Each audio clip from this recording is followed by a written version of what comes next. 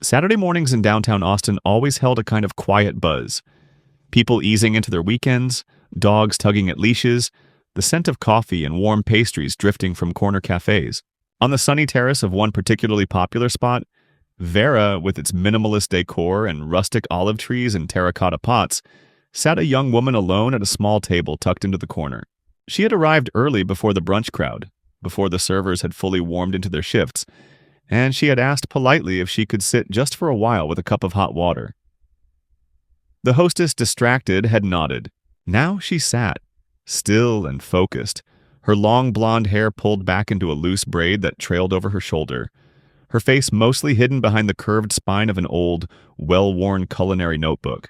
She wore a soft blue dress with sleeves rolled to the elbows and a belt that cinched just enough to suggest shape, but nothing that drew attention. Her boots were scuffed, leather aged but cared for, and beside her on the bench lay a folded linen tote and a wool cardigan, the kind you borrow from your grandmother and never return. The world passed her by, but she wasn't watching. She was reading, her lips moving silently, occasionally underlining a passage or writing something in the margins. The table next to hers filled with three women, mid-30s, sharp haircuts, white teeth flashing behind expensive sunglasses. Their perfume reached before they spoke, and they arrived like they were expected to be noticed. As they sat, one of them glanced over, frowned slightly, and whispered, just loud enough, "Did someone forget to bust that table?" The others looked and then laughed too quickly. One added, "She must be waiting for her shift to start." Their server approached them first, greeting them by name. He didn't even glance at the girl in the corner. She didn't flinch, didn't look up. She turned a page, paused, and wrote a single word in the top margin. Reductive. By the time the patio had filled to its noisy, sun-dappled brim, the servers had found their rhythm, weaving between tables like dancers in a half-rehearsed ballet. The air was thick with the scent of rosemary oil, charred toast, and overambitious perfume, punctuated by the occasional shrill laugh or the clink of cutlery against ceramic. At the center of it all, the girl in the blue dress remained motionless except for the occasional note she made in her notebook, her hand drifting lightly across the paper as though she were remembering something more than recording it. She hadn't ordered anything beyond the original cup of hot water now cooled, untouched for a long time. Her presence had gone from invisible to quietly inconvenient. The women at the next table had stopped whispering and started watching openly, throwing pointed glances between her and their server as he returned with their third round of Bellinis. One of them, the one with the diamond tennis bracelet and the perfectly glossed lips, finally waved the server closer, tapping the edge of her menu like a conductor calling a cue.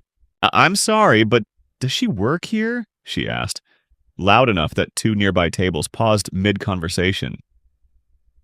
"It's just, we've seen her before, haven't we? Sitting there for hours, never ordering. It's a bit strange, isn't it?"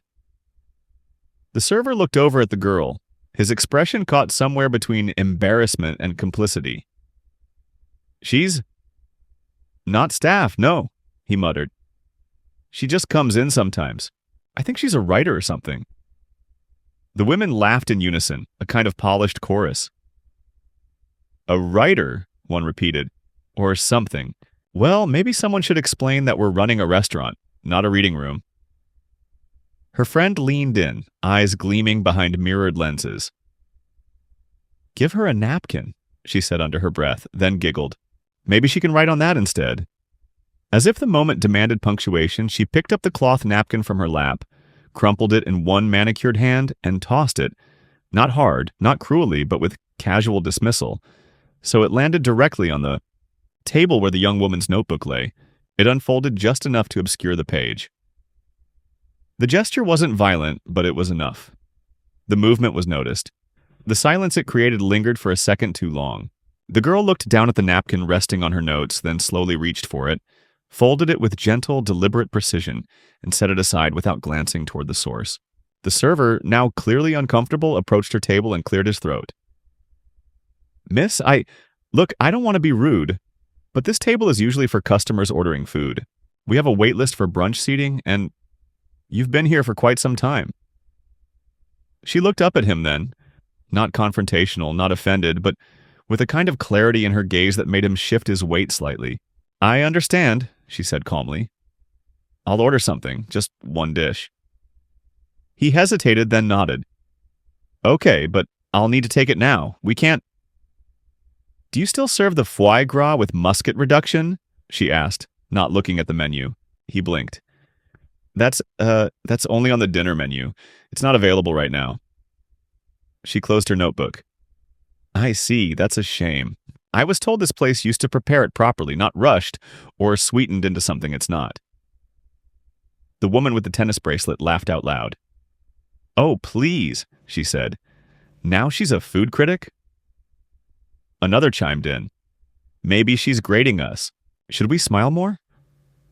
The server glanced between them and the girl, unsure of whose embarrassment he was supposed to manage. I'm sorry, he said again, this time to her. If you're not ordering from the brunch menu, I really will need to ask you to give up the table. She stood, slowly. No hurry, no visible irritation. She tucked her notebook under one arm, gathered her bag and cardigan. Of course, she said. You have policies. I only came to see if the recipe had survived. The women laughed again, and as the girl turned to leave, one of them leaned back in her chair and whispered, What recipe? You mean the one in her little book? The napkin still sat on the table, now empty, the square of white linen the only reminder that someone had occupied the space at all. The wind picked up slightly as she stepped off the patio, carrying with it the scent of seared onions and burnt espresso, along with fragments of conversation and passing laughter that no longer included her. Clara didn't walk away quickly. She paused just outside the cafe's glass partition wall, adjusting the strap of her bag and folding her cardigan more tightly beneath her arm. Her face remained composed, but there was a tension in the line of her shoulders, a private resolve that felt more final than frustrated. Inside, the server returned to the group of women, their eyes gleaming with self-congratulation as if they'd collectively scored a minor social victory. One of them raised her glass. To table reclamation, she toasted with a smirk, and crowd control. But their laughter didn't echo quite as easily now. Something about the girl's stillness before she left, the quiet grace with which she had folded that crumpled napkin and handed them back their insult without comment. It had not gone unnoticed, even if it wasn't yet understood. Clara turned away from the building, but instead of walking down the street and disappearing like they assumed she would, she stopped by the small wrought iron railing that separated the patio from the herb garden planted just outside the kitchen window. There, in the narrow rectangle of soil, parsley and sage grew in orderly rows, and a single tomato vine twisted up from a wooden trellis, its fruit still small and green. She stood still, as though taking in the scent, then removed her notebook and flipped through it until she reached a worn page marked with a pressed basil leaf. She didn't write anything, just stood there, reading silently, unaware that she had been noticed again. This time not by the guests, but by someone inside the kitchen. Behind the glass in the narrow service corridor that led from the open prep station to the rear walk-in, a young sous chef paused mid-step. He had seen her through the window, standing at the edge of the garden with her notebook. Something about her posture or the shape of her profile in the shifting light made his breath catch. He frowned, trying to place the memory, but before he could pursue it, the head chef, Lucas Grant, called him back to the past with a sharp clap. Orders were piling up and brunch service was at its peak. The staff in the kitchen didn't have the luxury of idle curiosity, but Lucas himself hadn't yet noticed her presence. He was plating a delicate stack of savory waffles, layered with duck confit and pickled shallots, barking corrections at a line cook who had over-reduced a glaze. He was sharp, focused, young, but not too young, at 33, with prematurely graying hair that gave him a kind of earned gravitas and the kind of restrained intensity that never had to raise its voice to be obeyed. He hadn't looked outside yet. He hadn't seen her. On the patio, the manager of the restaurant, a man named Dean whose pristine apron and expensive haircut gave the illusion of authority, finally arrived, summoned by a server who looked slightly rattled. The manager had heard complaints, albeit vague ones, about a woman causing atmosphere problems, and he stepped onto the patio expecting to find a scene. Instead, he found calm. The girl was no longer seated. She wasn't even at a table. He looked around confused, then spotted her just beyond the herbs. His expression shifted to annoyance. Without pause, he walked over and called out, not unkindly, but with the clipped edge of someone who believed himself to be delivering reason. Ma'am, I'm going to have to ask you to leave the premises.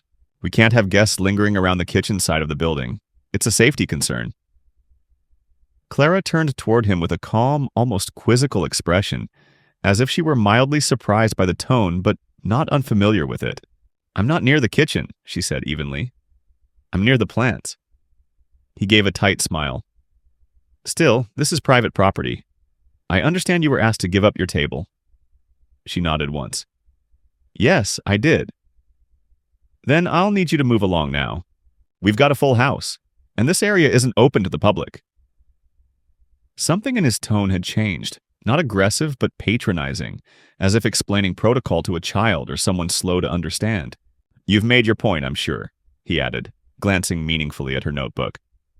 "Let's not make a scene." For a moment, Clara said nothing. Then she opened the notebook again, flipped to another page, and held it out toward him. "You're out of star anise," she said simply. "And your terrine is overset. You're blanching too late." Dean stared at the page but didn't reach for it. "Excuse me?" She closed the notebook again. "I'm not here to make a scene. I came to taste something. But it seems the thing I came for no longer exists on your menu. So now I'll go." She turned to leave, just as Lucas, passing behind the kitchen's rear window, caught a glimpse of her face in profile. He stopped mid-step, tray in hand, the hollandaise beginning to slide.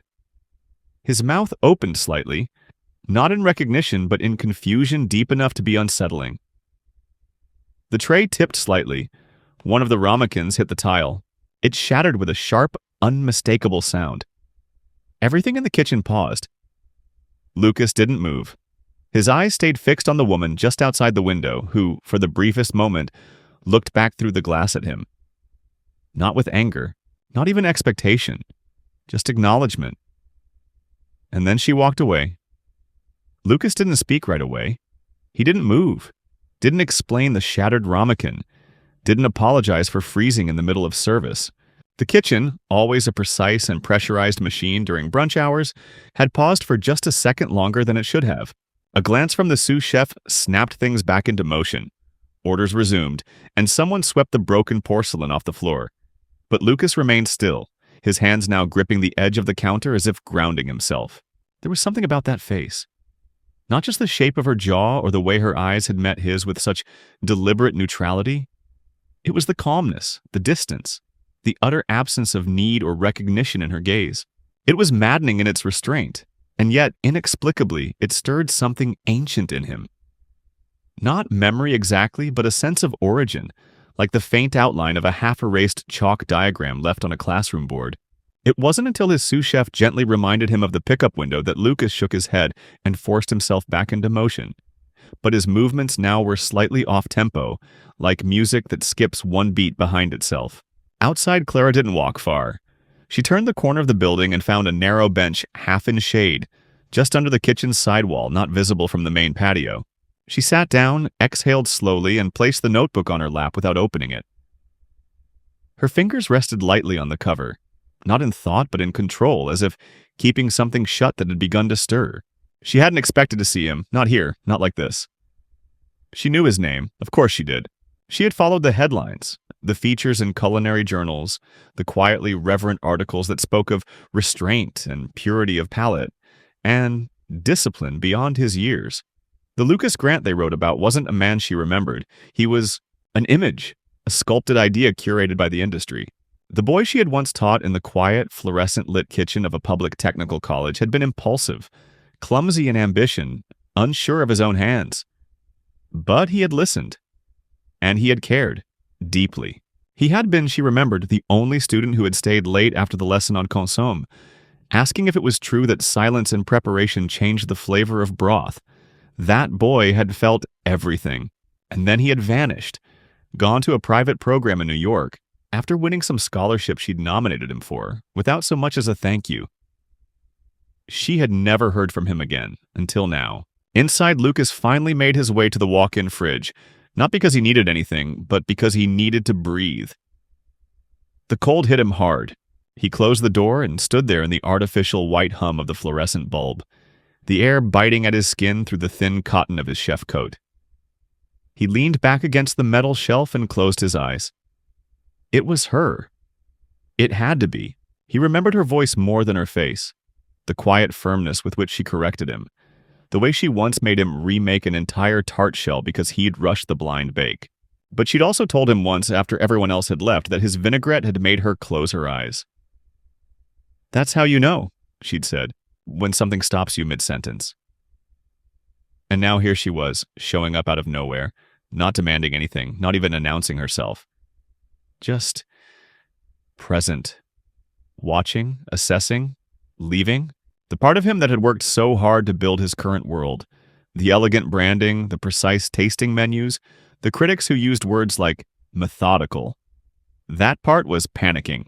But another part, buried somewhere under years of structured ambition, was grateful and terrified. Back on the bench, Clara finally opened the notebook again. She flipped to the page she had tried to reach before being asked to leave. It was old, nearly worn thin at the fold, and filled with her handwriting, looser and rounder than it was now. At the bottom of the page, in pencil, was a short note scrawled diagonally across the margin. Lucas, cider vinegar ratio test. Better than white wine? She touched the note lightly, almost without realizing it. That had been the last day he came to class. She had written it as a reminder to herself, thinking she would show it to him next session. He had never returned. She had never erased it. The restaurant noise spilled faintly from around the corner. Laughter, dishes clinking, the hum of late brunchers finishing their last mimosas. She was far enough to not be part of it, but close enough to feel the weight of its continuation. She knew she hadn't been forgotten exactly. She had been absorbed into the system, the success story, the footnote. She hadn't come for him. Not consciously. She'd come for the dish. But now, as she sat in the dappled light with her notebook balanced across her knees, and the scent of overused truffle oil drifting faintly in the air, she realized that what she had been searching for wasn't just the recipe, but the echo of her own, fingerprint in someone else's craft. And somehow it had led her back here. Lucas didn't return to the kitchen right away.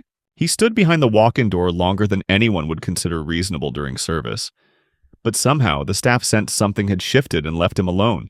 When he finally stepped back out, his expression was more composed, but the change in his focus was visible. He barked fewer instructions, offered no commentary on the plating inconsistencies that would have otherwise drawn his eye. And when a line cook accidentally used citrus on the lamb special, Lucas simply corrected it himself in silence. The precision of his movements remained, but the heart had turned inward, and the room felt it. Meanwhile, word had begun to circulate subtly and unofficially among the front-of-house staff.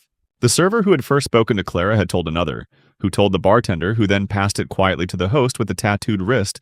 The girl wasn't just any girl. She had known Lucas, really known him, from some earlier time that none of them could place. This vague but potent detail fermented quickly into something heavier, and though none of them had the full story, the dynamic on the patio had begun to shift. A few guests had noticed the change. One of the women from the earlier incident, the one who had tossed the napkin, grew uneasy at the glances now cast toward her table. Glances not filled with mockery, but with subtle disapproval, as if the tone of the scene had reversed without their consent. She dabbed at her lips with the cloth napkin, suddenly acutely aware of how performative the gesture was. In the kitchen, Lucas had made a decision.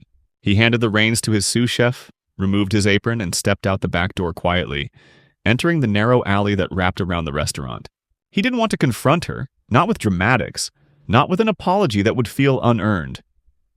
But he couldn't ignore her either.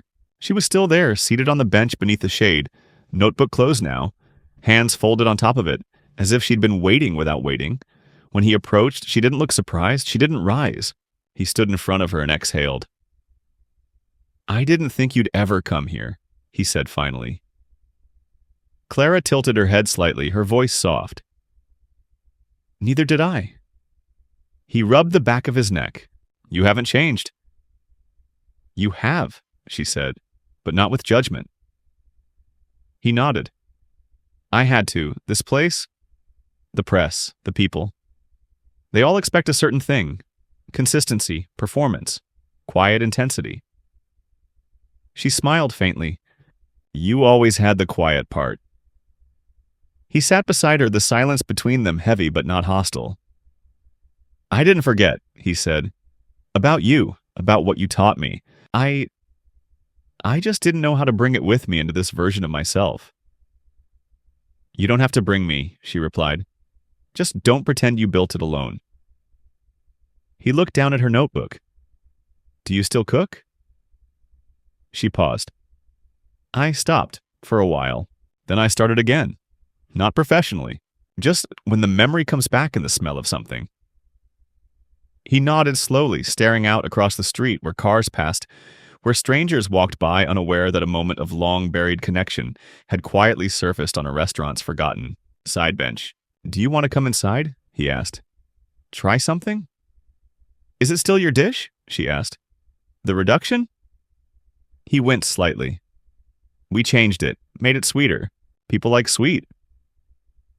People don't always know what they like until they're shown what's possible, she said. That's something you once told me. God, he said, half laughing. I was insufferable back then. No, she replied. You were honest. He stood then. Let me make it, just once, the way you taught it. For you. She looked up at him, and for a moment her eyes were not tired, not distant, but open. Fully, vulnerably open. All right, she said. When they entered through the kitchen's side door, the room fell into a peculiar hush, one not prompted by discipline, but by curiosity cloaked in reverence. No one said her name. No one needed to. Lucas moved with silent purpose, gathering the ingredients himself, brushing off the staff's offers to prep. He requested nothing but a clear pass and a few minutes alone. Clara remained near the wall, not intruding, not instructing, simply watching. He moved with certainty, not the rigidity of rehearsed performance, but the clarity of someone returning to something fundamental. The sauce came together slowly, patiently, without shortcuts. The foie was seared with balance, the sweetness of the reduction countered by subtle acidity, and when he plated it, there was no garnish flourish, no unnecessary drizzle. Just the food, quietly placed. He brought the plate to her himself and didn't speak as he set it down. She looked at it for a long moment, then took the first bite. She closed her eyes. Her breath caught, not theatrically, but involuntarily. When she opened them, she nodded once. That, she said, is the taste I thought was gone. A murmur rippled through the kitchen, though no one had spoken. Lucas remained standing, his expression unreadable. Clara looked up at him. So, she said gently, you didn't forget after all. And something in him, something deep and long-guarded, finally exhaled. The kitchen had returned to motion, but not in the usual rhythm. Something unspoken pulsed beneath the surface. An awareness that something sacred had just passed through the room. The staff, instinctively respectful, moved more quietly, glancing occasionally toward the woman who now sat on a wooden stool near the dry storage door, finishing the last bites of the dish Lucas had made.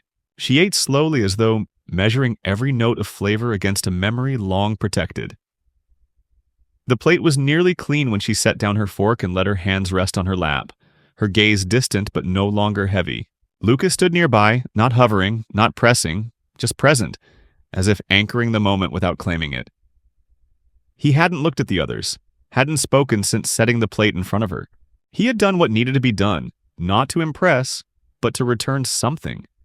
To himself, to her. To the idea that somewhere beneath the accolades and curated menus was a boy who had once learned to cook with reverence. Finally, she looked up and their eyes met. It's strange, she said quietly, how memory works. I didn't come here for you, not really. I came to see if the thing I once taught was still alive. Not in you, but in the food. Her voice was calm, not accusing. And? He asked, unable to keep the question from carrying more weight than intended. It is, she said. It's buried, but it's still breathing. You didn't kill it. You just dressed it in silence. The words landed not as criticism, but as a form of release.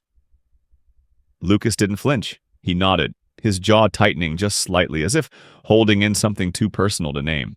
Behind him, the door to the kitchen opened briefly, and Dean, the manager, stepped in, his expression lined with confusion and barely masked discomfort.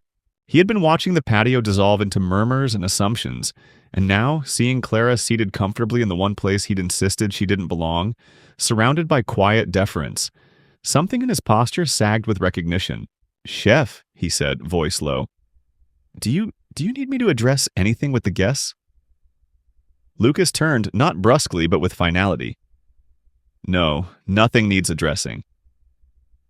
Dean hesitated. "It's just some are asking who she is. There's talk."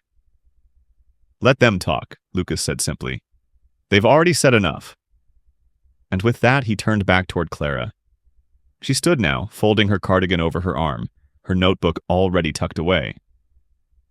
"I should go," she said. "I didn't mean to stay this long." "Will you come back?" he asked. The question hung between them, uncertain in shape. Was it invitation, apology, or request for guidance? She smiled gently. "That depends on what you keep cooking." Then, after a pause, "And who you remember to thank." She didn't need to say more. Her meaning was clear, and he received it without defense. As she moved toward the side door, a few of the younger cooks stepped aside instinctively, not out of obedience, but out of something quieter. Respect for someone whose influence had shaped their leader without them ever knowing.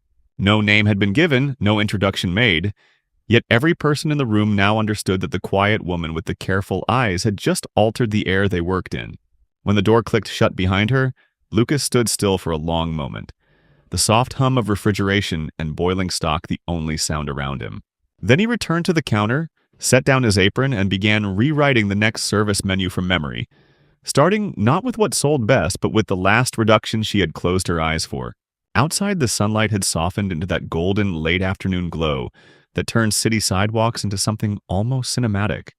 Clara walked slowly, not in retreat, but in quiet completion, like someone closing a door that didn't need to lock. She didn't glance back at the restaurant. Didn't need to. The weight of what had happened inside no longer pressed on her chest. It lingered instead like warmth after a storm. A quiet confirmation that some threads, though stretched by time and silence, never truly snap. Across the street, the noise of daily life continued undisturbed. A cyclist adjusting her helmet, a child pulling on his mother's sleeve, the low hum of cars easing through a four-way stop. None of them knew that, just a few yards away, something had realigned. A taste remembered, a voice restored, a lineage acknowledged. Inside the kitchen, Lucas stood with his hands resting flat on the prep table, staring at the notepad where he'd just written the word honest at the top. Not seasonal, not innovative, not inspired. Just that. He didn't call for his sous chef, didn't send a text to his publicist, didn't update the specials board. Instead, he made a small note next to the duck confit. Reduce sweetness. Let silence speak. Then he closed the notebook and let the silence speak to him first. Behind the pass, someone whispered, "Was that her?" And no one answered. Not because they didn't know, but because they understood too much. Back outside, Clara turned the corner and disappeared into the soft geometry of the late-day shadows. Not elevated, not triumphant, but whole. The city swallowed her gently like a place that had always been hers, waiting for her return, not with applause, but with acceptance. The napkin she had once folded lay forgotten on an empty table, and for the first time in years the kitchen cooked with its ears open.